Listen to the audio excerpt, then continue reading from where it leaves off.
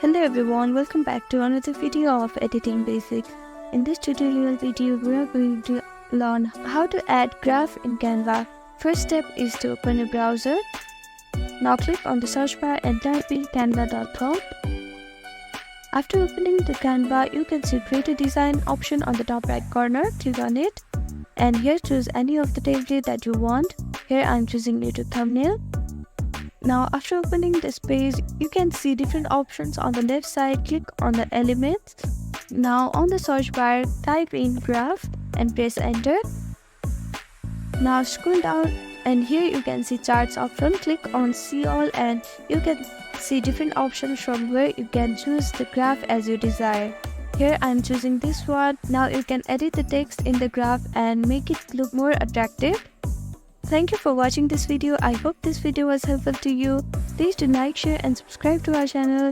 And don't forget to comment down below if you have any queries. Thank you.